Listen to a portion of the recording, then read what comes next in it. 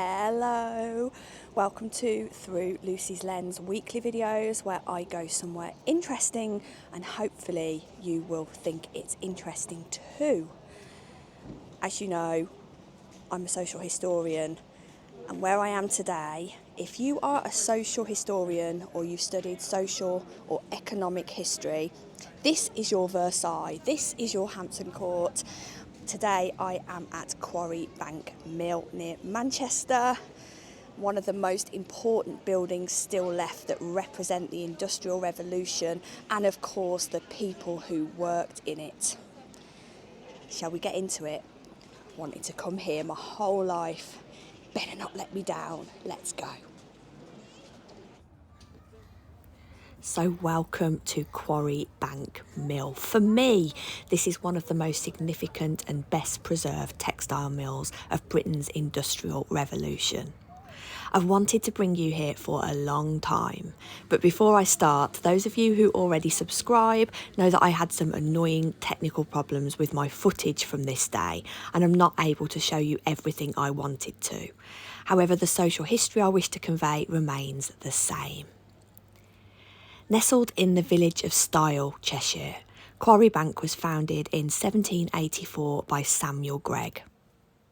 Quarry Bank Mill was actually one of the better mills to work in compared to the thousands of others scattered across Cheshire, Lancashire, Yorkshire and beyond. In the mill's 100-year operation, there were only 3 deaths of employees here, which is very good going, and fewer accidents than expected. So this is one of the good ones, guys. Behind the success of Quarry Bank lies a darker story, of course, and it's one of exploitation, child labour and Britain's entanglement with the transatlantic slave trade.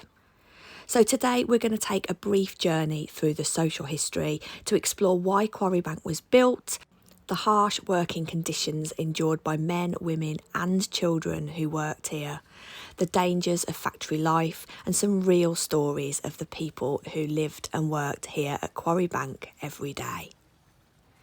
Quarry Bank was established at a time when Britain's textile industry was booming. Samuel Gregg, an Irish-born businessman and industrialist, saw an opportunity to move production from small cottage workshop cotton production in Manchester to a large-scale factory in a rural area. The fast-flowing River Bollin provided the perfect power source for his mill, and its rural location helped him avoid industrial unrest in major cities. Samuel Gregg didn't just build a mill, he created an entire industrial village here, complete with workers' cottages, a school and a church.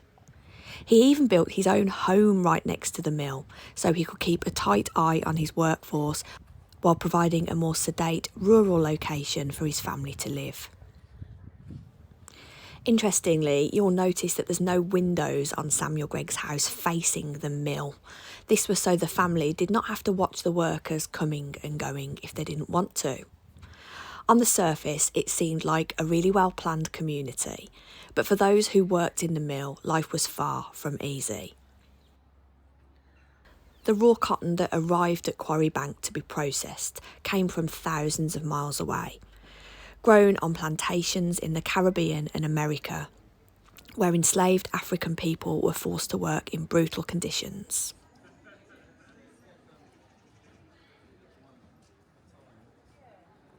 And his fortune certainly depended on cotton produced through forced labour. I always feel like you must remember this when talking about the cotton industry, and you must remember where this cotton came from. Inside the mill itself, life was relentless. The workday began before sunrise and ended after dark, often lasting 14 hours. The factory floor was loud, filled with the deafening roar of spinning mules and power looms. The air was hot and thick with cotton dust, leading to lung diseases. Many workers suffered injuries from the dangerous machinery, with little or no medical care provided.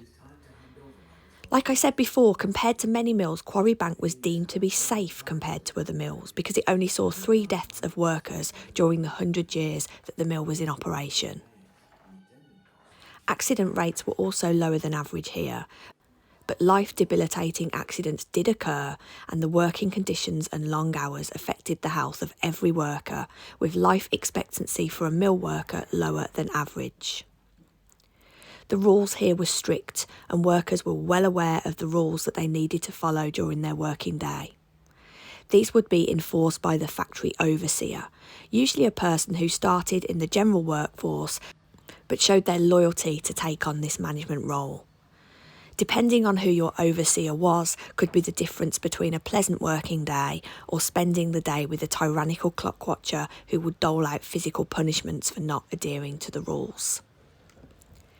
The machinery that powered Quarry Bank revolutionised the textile industry, increasing production on an unprecedented scale never seen before. Spinning mules, carding machines and power looms made cotton processing faster and more efficient. These machines were powered by the River Bollin, but time was money.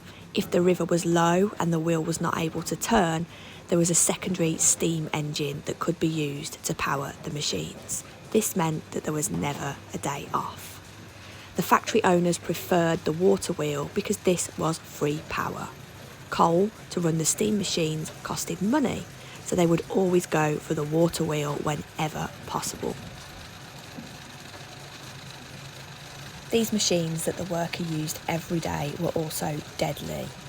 Seeing these machines in the flesh for the first time really brought home to me, with so many belts and chains and hooks, with none of today's health and safety legislation, just how dangerous they could be. Loose clothing or even hair could be caught in the mechanisms, pulling workers into the machines. Children were often sent to fix jams, sometimes losing fingers or worse in the process. Due to their small size and dexterity, children as young as 8 or 9 were employed as scavengers.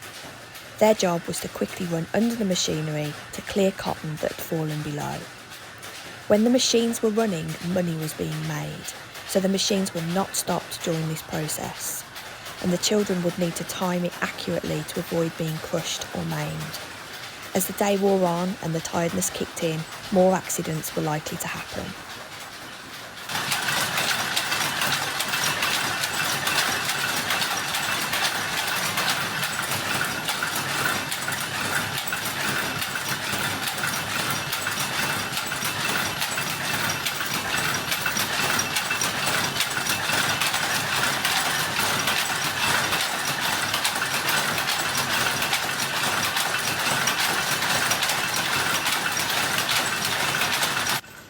There were no safety regulations, and accidents were just simply part of the job. The hot, humid and dusty atmosphere in the cotton mill caused irreversible lung damage, and the constant noise from the machinery led to hearing loss. Even in living memory, cotton workers can remember the constant noise, clatter and dust found in the environment where cotton is processed. Cotton production also has a very specific smell, some workers exclaiming that the smell haunted them forever, even after a short stint in a cotton mill. For some of the children here at Quarry Bank, conditions were even worse. Many of the children who worked here came from workhouses and were sent to Quarry Bank as unpaid apprentices. They worked long hours and lived in cramped dormitories in an apprentice house provided by Greg and his family. They had no family there to protect them, and many tried to run away. The apprentice house at Quarry Bank is available to tour, but this is where my camera let me down, and I promise I will return. It's a fascinating insight into their young and dangerous lives. One of these children was the feisty Esther Price. Those of you who've watched the TV series The Mill might know her story. Born into poverty in Liverpool, she was sent to Quarry Bank as a workhouse apprentice. She quickly became to be known for her rebellious nature. Twice she attempted to run away, each time being caught and punished. She was locked in solitary confinement, but she never gave up. Unlike many others, Esther survived her apprenticeship and eventually built a life beyond the mill. Her story is one of defiance and resilience, a testament to the strength of those forced to endure work in the mills. Another apprentice at a mill was a Robert Blincoe. Although he wasn't a worker at Quarry Bank, their experiences were documented and published in the 19th century. Robert was sent to work in a textile mill as a child, where he endured years of hardship and mistreatment. He recalled being beaten for the smallest mistakes, working unbearably long hours, and suffering injuries from the relentless machinery. His account helped to expose the cruel realities of child labour in British factories, influencing later campaigns for factory reform. You can still read his accounts, which are called, quite simply, a memoir of Robert Blincoe. Some have suggested Robert was the inspiration for the character Oliver Twist. Charles Dickens, who was an avid supporter of factory reform, probably read his memoirs.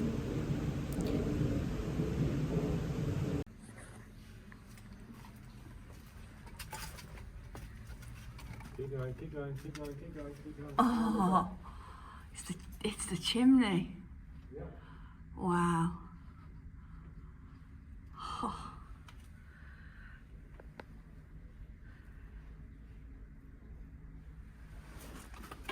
Oh. Oh my goodness, what a treat, thank you.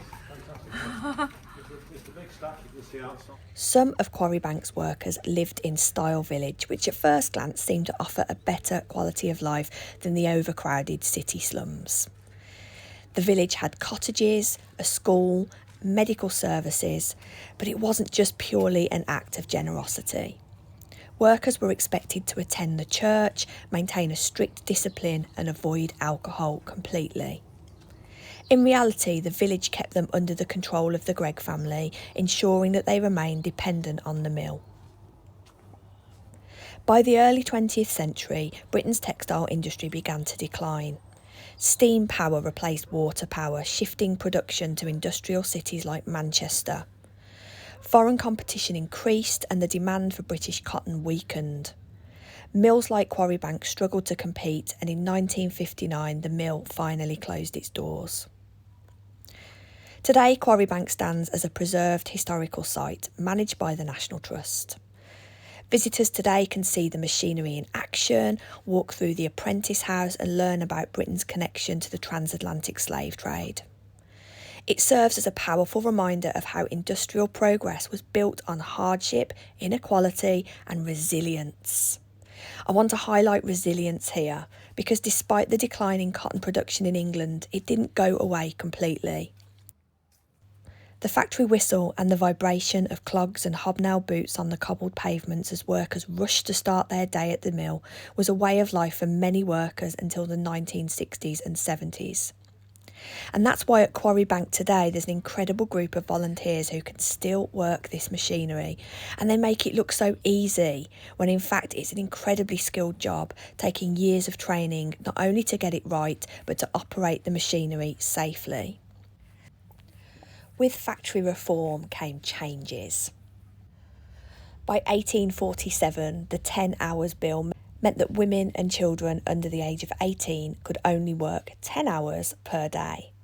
And by 1933, the Children and Young Persons Act restricted the employment of children under 14, including limiting the hours they could work and also the days of the week. Things did improve for the cotton mill workers, but cases of bisonosis, which is an occupational lung disease caused by the inhalation of cotton or jute dust, remained high in the mill working community. And there are still some people to this very day suffering from this condition as you watch this video from working in similar environments.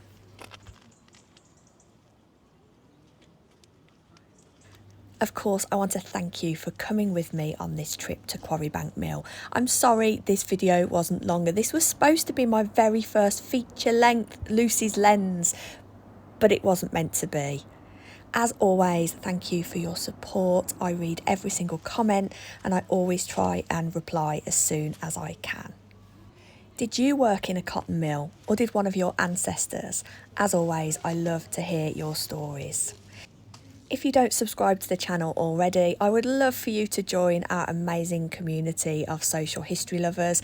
I try and go somewhere new every week or at least every couple of weeks at the moment, and it's just lovely to have you here. Subscribing is free and it really motivates me to keep going to interesting places and to take you along. So until next week, as always, thank you, and I'll see you then. Goodbye.